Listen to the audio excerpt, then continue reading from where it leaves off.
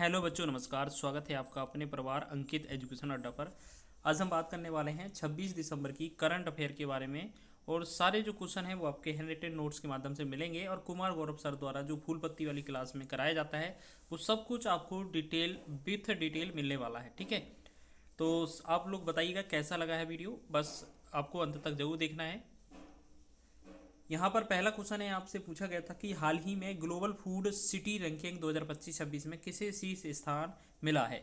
तो हम बात करेंगे ग्लोबल फूड सिटी रैंकिंग 2025-26 की। ये जो जारी करता है ये टेस्ट एटलस है। अगर बात करें पहले स्थान पर जो रैंकिंग मिली है वो नेपल्स इटली को मिली है मार्गरेट पिज़्ज़ा के लिए। ठीक है, और दूसरे नंबर पर क्या है, मिलान इटली है। और हम बात करें टॉप 100 में हमारा भारत भी शामिल है, जिसमें टॉप 100 में भारत के 6 शहर शामिल हैं। इन 6 शहरों में भारत जो है, भारत का जो 5वां स्थान जो है मुंबई का वो शीर्ष पर है। ठीक है, मुंबई जो है विश्व में अगर भारत की बात की जाए तो भारत का ये 5वां स्थान है। ठीक है, और ये स्ट्रीट फूड के लिए जाना जाता है। ठीक है, तो जैसे भेलपुरी, बड़ा पाव, पाव भाजी, तो इससे रिलेटेड इसे रैंक मिली है, 5वें नंबर पर रैंक मिली है। ठीक है, तो अब बात करेंगे इटली से रिलेटेड कुछ महत्वपूर्ण पॉइंट कि इटली की राजधानी क्या है, रोम है। रोम जो है वो टाइबर नदी के किनारे स्थित है। इटली की गंगा पो नदी को कहा जाता है। इटली की पीएम कौन है, जॉर्जियो मेलोनी। इनकी हाल ही में एक बुक लॉन्च हुई थी जिन पर जो प्रस्तावना है वो मोदी जी ने लिखी थी। विसुवियस और एटना, इटली जो ज्वालामुखी है वो कहाँ पर है, हमारा इटली में है। इटली और विसुवियस जो ज्वालामुखी है वो इटली में स्थित है। अगर हम बात करें एक महत्वपूर्ण टेनिस खिलाड़ी हैं जेनिक सिनर, वो कहाँ से बिलोंग करते हैं, इटली से। तो याद रखना जेनिक सिनर का नाम बहुत पूछा जाता है कि ये टेनिस खिलाड़ी है, कहाँ के हैं, इटली के। एक डेविस कप अभी हाल ही में हुआ था, इसका जो विजेता है वो इटली हो रहा था। बस आपको एक कमेंट बॉक्स में आंसर करना है कि जो डेविस कप है वो किस खेल से संबंधित है। ठीक है, साथ ही साथ हम बात करेंगे मालाबार अभ्यास की। तो हाल ही में जो मालाबार अभ्यास है वो गुआम में हुई है। मालाबार अभ्यास इंडिया, जापान, ऑस्ट्रेलिया और यूएसए के बीच होती है, जिसे हम क्वाड भी बोल सकते हैं। चलिए सेकंड क्वेश्चन की हम बात करेंगे। तो हाल ही में चर्चा में रही किताब द ग्रेट सेक्शन हैक का संबंध किससे है। तो ये उर्जित आर पटेल से है, उर्जित पटेल से है। ये आरबीआई के 24वें गवर्नर रह चुके हैं। अगर हम बात करें गवर्नर की, और ये वर्तमान में वैसे तो 24वें गवर्नर रहे हैं, वर्तमान में ये आईएमएफ जो इंडिया है, अंतर्राष्ट्रीय मुद्रा कोष, इंटरनेशनल मॉनेटरिंग फंड जो है, इसके कार्यकारी निदेशक भी ये नियुक्त किए गए हैं। अगर हम बात करेंगे तो इन्होंने ये जो बुक जारी की है द ग्रेट सेक्शन हैक, ये जो है इसका जो पब्लिकेशन है, तो ये जो है रूप पब्लिकेशन से ये पुस्तक बनाई गई है, कह सकते हैं पब्लिश की गई है। और इसका जो अर्थ है, इसका जो मतलब है, इस किताब का जो मुख्य उद्देश्य है उसका मतलब है प्रतिबंध जो लगाए जाते हैं देश पर या वस्तु पर, उसके वो जो है वो किस उद्देश्य से लगाए जाते हैं। ठीक है, तो हम बात करेंगे, ये देख लिया। इनकी एक अन्य बुक याद रखिएगा, ओवरड्राफ्ट, एसएससी के एग्जाम में बहुत पूछी जाती है। ऐसे ही हम बात करेंगे आरबीआई के 24वें गवर्नर कौन थे, आपको याद रखना है, उर्जित पटेल। तो 25वें गवर्नर की बात करी जाए तो शक्तिकांत दास जी हैं। और 26वें वर्तमान में जो गवर्नर हैं वो कौन है, संजय मल्होत्रा। तो आपको याद रखना है 2025 के जो लास्ट में, अभी हम जो प्रेजेंट में पढ़ रहे हैं, यहाँ पर हम लास्ट में जो गवर्नर पढ़ेंगे आरबीआई के 26वें जो गवर्नर है वो संजय मल्होत्रा हैं। ठीक है, अगर हम बात करें उर्जित पटेल की, तो उर्जित पटेल से संबंधित एक समिति बनाई गई थी, उर्जित पटेल समिति, जो कि महंगाई जो रेट है वो दर है वो तय करती थी 4 ± 2%। यानी कि 4 में 2 कम करेंगे तो ये 2% हो जाएगा, ज़्यादा करेंगे 2 तो 6%, 2 से 6% इसकी रेट रहने वाली थी। अगर हम बात करेंगे नेक्स्ट क्वेश्चन की, तो माई इंडिया ऑफ नेशंस फर्स्ट, इस पुस्तक के जो लेखक हैं वो कौन है, उदय माहुरकर हैं, जो अभी हाल ही में लॉन्च हुई थी। ठीक है, अगर बात करें ये लॉन्च किसने की थी, तो नितिन गडकरी ने। तो नितिन गडकरी को आप जानते ही होंगे, ये सड़क परिवहन मंत्री हैं। अगर बात करेंगे बुकर 2025 जो है पुरस्कार डेविड स्लेजले को मिला है फ्लैश के लिए। इंटरनेशनल बुकर 2025 की बात की जाए तो बानू मुश्ताक को हार्ट लैम्प के लिए मिला है। ये कन्नड़ लेखिका है। ठीक है, इसका जो अंग्रेजी अनुवाद है वो दीपा भास्ती ने किया है, याद रखेंगे। हाल ही में संयुक्त राष्ट्र पर्यटन का नेतृत्व करने वाली महिला शेखा नासिर का संबंध किस देश से है, तो यूएई से हो जाएगा इनका संबंध। आगे हम बात करेंगे तीसरे क्वेश्चन की। क्वेश्चन नंबर 3 की बात करने से पहले हम आपको बताते हैं, अगर आपको इस पीडीएफ का रिवीजन करना है, ठीक है, अगर आपको वीडियो भी नहीं देखना है तो आप सीधा डिस्क्रिप्शन में लिंक मिल जाएगा टेलीग्राम का, तो वहाँ से जाकर डाउनलोड कर लें और अपना रिवीजन कर लें। ठीक है, वैसे भी ये हम 10 से 15 मिनट के अंदर रिवीजन करा देते हैं, तो आपका फ़ायदा ही होने वाला है इसमें। हाल ही में भारतीय खगोल भौतिकी संस्थान बेंगलुरु के वैज्ञानिकों ने किसके सहयोग से सुपर किलोनोवा ब्रह्मांडीय विस्फोट खोजा है? तो हम बात करें आईआईटी बॉम्बे ने। ठीक है, अगर हम बात करें ये जो किलोनोवा क्या है, ये असाधारण ब्रह्मीय विस्फोट है, ब्रह्मांडीय विस्फोट है। इसमें किलोनोवा की अगर आप डेफिनेशन के रूप में बात करेंगे तो ऐसे देखेंगे, जैसे दो न्यूट्रॉन तारे हैं, इनका जो विलय होता है, तो विलय होने से सोना, प्लेटिनम या रेडियोधर्मी तत्व का उत्सर्जन होगा। इससे जो एनर्जी निकलेगी उसे हम किलोनोवा कहते हैं। और ये जो एनर्जी है बहुत ज़्यादा हो जाए, हाई एनर्जी हो जाए, तब उसे हम सुपर किलोनोवा बोलेंगे। ठीक है, तो याद रखना, दो न्यूट्रॉन तारे जो हैं इकट्ठा एक साथ आपस में लड़ेंगे या मिलेंगे तो इस तरीके की घटना होगी। ठीक है, अब बात करेंगे रेडियोधर्मी सक्रियता का जो मात्रक है वो, या हम रेडियो एक्टिविटी की बात करी जाए तो रेडियो सक्रियता का जो मात्रक होता है वो क्यूरी और बैकरल दोनों होता है। ठीक है, चलिए चौथे क्वेश्चन की बात करेंगे हम। चौथा क्वेश्चन है, हाल ही में भारतीय तटरक्षक बल में कौन सा पहल प्रदूषण नियंत्रण पोत शामिल किया गया है? तो भारतीय तटरक्षक बल की बात की जाए तो ये कोस्ट गार्ड हमारा है। ये समुद्र प्रताप जो है, जिसका दूसरा नाम यार्ड 1267 जो है, इसका नाम याद रख लेना, ये हमने कोस्ट गार्ड ने शामिल किया है। और ये क्या है, प्रदूषण नियंत्रण पोत है। अच्छा, इसका जो निर्माण है वो किसने किया है? तो गोवा शिपयार्ड लिमिटेड कंपनी ने किया है। इसका जो कार्य है वो क्या होगा, ऑयल को डिप्लेशन करना, यानी कि तेल का जो रिसाव होता है जिससे जल प्रदूषण हो रहा है उसको कैसे बचाया जा सके, इसका ये कार्य होगा। ठीक है, तो हम बात करेंगे, ऐसे ही हमने एक ऑपरेशन सिंधु किया था। अच्छा, ये जो सिंधु है, सिंधु घोष, जो सिंधु घोष है ये भी एक आपका एक तरीके से नेवी जहाज है। अगर हम बात करें, इसने अपनी 40 वर्ष की यात्रा समाप्त कर ली है अभी हाल ही में। इसे हमने डी कमीशन या रिटायर्ड कर दिया गया है हमारे यहाँ, और ये महाराष्ट्र के मुंबई से रिटायर्ड कर दिया गया है। ऐसे ही हम बात करेंगे अंजदीप की, तो ये हमारा जो है, जो हमारा जो आपका सबमरीन होती है वो वॉलफेयर वाली सबमरीन, जैसे आप बात करेंगे पानी के अंदर रहने वाली सबमरीन जो होती हैं, पनडुब्बी जिसे हम कहते हैं, एक तरीके से ये अंजदीप जो है ये क्या करेगी, पानी के अंदर रहेगी, तो उसके अंदर जो आपकी पनडुब्बियाँ रहती हैं या कोई भी रहता है तो उसको निस्ते नाबूद कर देगी। ठीक है, तो ये अंजदीप जो है, और ये सैलो वाटर में भी रह सकते हैं, मतलब कम या छिछले पानी में भी ये रह सकती है।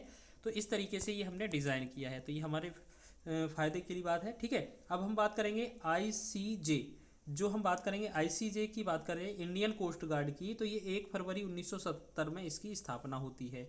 आईएएफ इंडियन एयरफोर्स की बात की जाए तो 8 अक्टूबर 1932 में इसकी स्थापना होती है। और ऐसे ही 8 अक्टूबर को एयरफोर्स या वायुसेना दिवस मनाया जाता है। ऐसे ही हम नेवी की बात की जाए तो ये 1950 में इसका जो है अनावरण हो जाता है। वैसे तो ये बहुत पुराना है, 1800 के आसपास भी नेवी में स्थापना हो गई थी, लेकिन क्या है, हम जो बेसिकली मानते हैं, जो हमारा जो भारत आज़ाद हो गया था, स्वतंत्र हो गया था, उस दिन जो 1950 के बाद जो है गणतंत्र के रूप में जाना जाने लगा था, तब से हम जो है नेवी डे की बात करी जाए तो 4 दिसंबर को मनाते हैं नेवी डे। ऐसे ही आर्मी डे की बात की जाए तो ये इसकी स्थापना 1 अप्रैल 1895 में होती है, लेकिन ये 15 जनवरी 1949 को क्या है, ये अच्छे तरीके से अपने मतलब हमारे भारत को, एक तरीके से भारत को जो इंडियन आर्मी का जो है सबसे बड़ा जो ऑफिसर प्राप्त हो जाता है। तो तब से हम क्या करते हैं, 15 जनवरी को आर्मी डे बनाते हैं। और ये जो पहले हमारे हेड थे वो कौन थे इंडियन आर्मी के, वो कौन थे, KM करियप्पा। ठीक है, याद रखेंगे। अब बात करेंगे नेक्स्ट क्वेश्चन की, हिंदी भाषा के किस साहित्य अकादमी के बाल साहित्य पुरस्कार 2025 के लिए चुना गया? तो ये हो जाएगा 1/12। यूनेस्को के वर्तमान में हेड कौन है? खालिद एनानी है, जो कि मिस्र के रहने वाले हैं। और अगर बात की जाए यूनेस्को का जो हेड है, जो हेडक्वार्टर है वो कहाँ है? पेरिस में है। नेक्स्ट 5वें क्वेश्चन की बात करेंगे तो यहाँ लिखा है, हाल ही में पहले खेलो इंडिया ट्राइबल गेम्स के लिए कौन सा शुभंकर लॉन्च किया है? देखिए, ये आपकी बात की जाए तो ये पहला वाला है, तो इस वजह से ये हमारा महत्वपूर्ण बन सकता है। ठीक है, अगर आपका ये पहला है तो इस वजह से ये महत्वपूर्ण बन सकता है।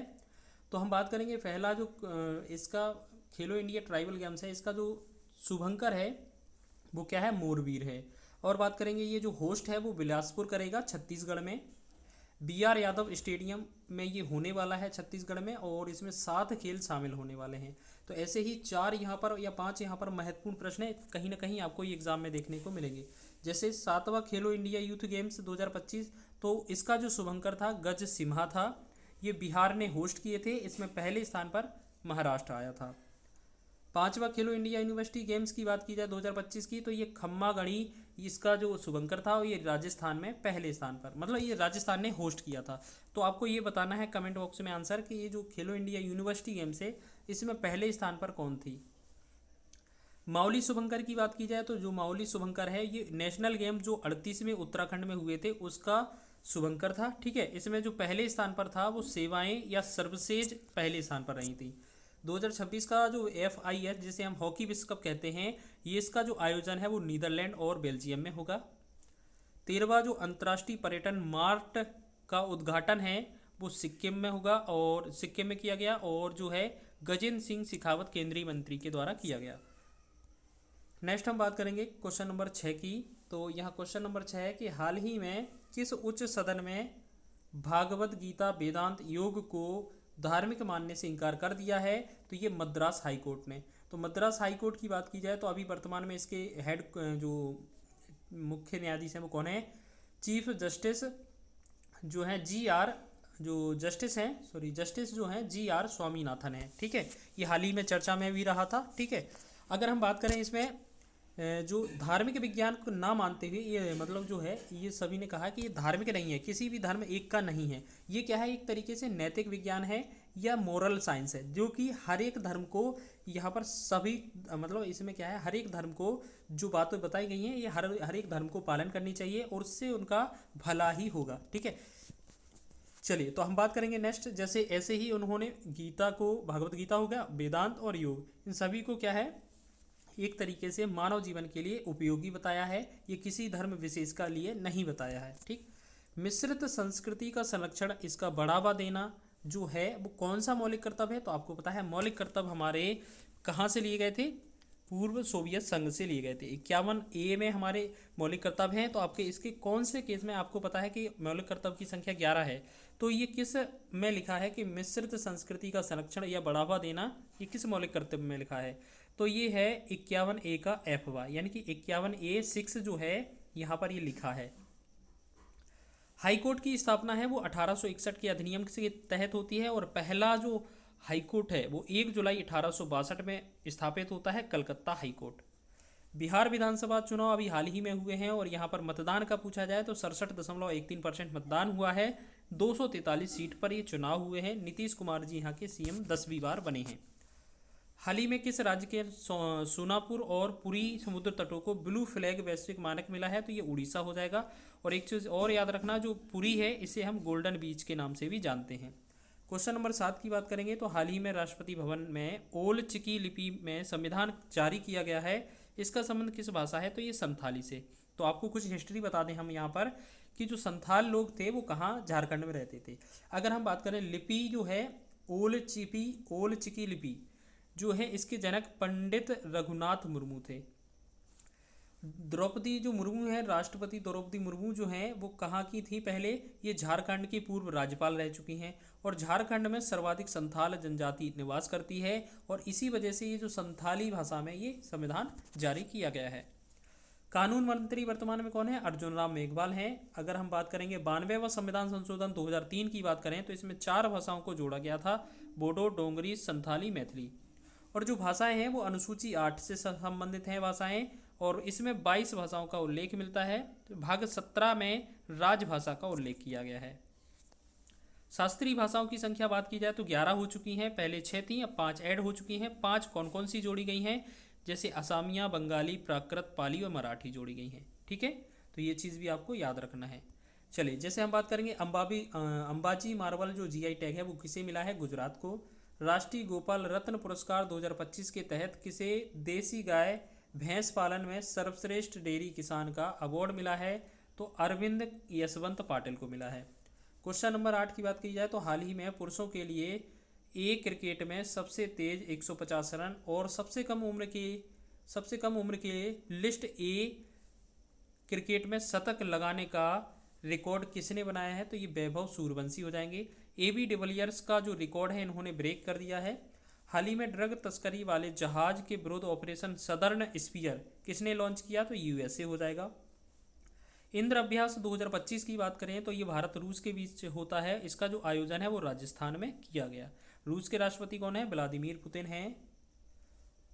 क्वेश्चन नंबर 9 की बात करेंगे तो यहाँ लिखा है हाल ही में अंतर्राष्ट्रीय साइबर अपराध के खिलाफ जो दिवस है वो कब मनाया गया? तो ये 24 दिसंबर को मनाया गया।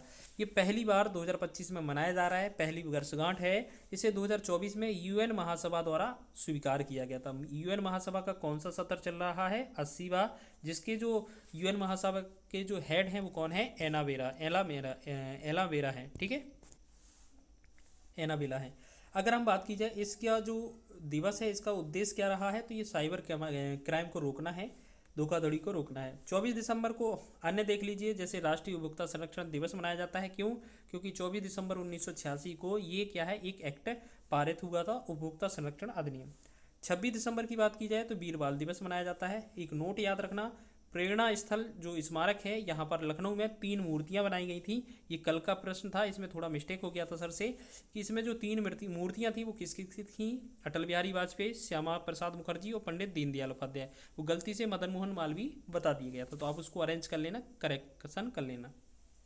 ठीक है, नेक्स्ट बात करेंगे क्वेश्चन नंबर 10 की। तो किस राज्य में नांगल नहर में भारत की पहली मेगावाट स्केल हाइड्रोकाइनेटिक पावर परियोजना प्रारंभ होगी? तो ये पंजाब हो जाएगा इसका मतलब। ठीक है, अगर हम बात करें तो इसमें इस तरीके से ये नहर होगी। इसमें 4 जगह क्या है, टरबाइन लगाई गई हैं हर जगह, और हर एक टरबाइन पर कितना 250 किलोवाट 250 किलोवाट ऐसी करके कितना टोटल 1000 किलोवाट कह सकते हैं या 1 मेगावाट कह सकते हैं, इतना बिजली उत्पादन किया जाएगा। इसमें 4 टरबाइन लगाई गई हैं टोटल। ठीक है, 250 गुणे में 4 के हिसाब से।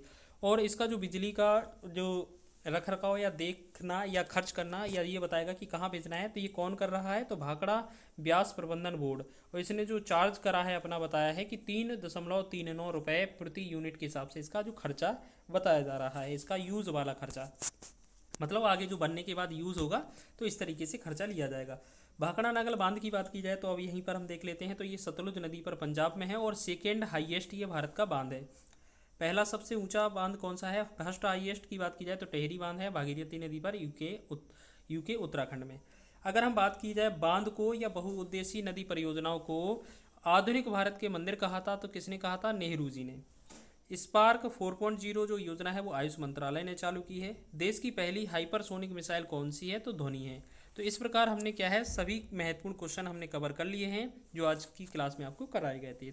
तो आपको वीडियो अच्छा लगा है तो वीडियो को लाइक करें, शेयर करें, चैनल पर नए हैं तो चैनल को सब्सक्राइब कर लें। और हाँ, इसका PDF चाहिए हो तो डिस्क्रिप्शन में लिंक मिल जाएगा टेलीग्राम का, वहाँ से जाकर डाउनलोड कर सकते हैं।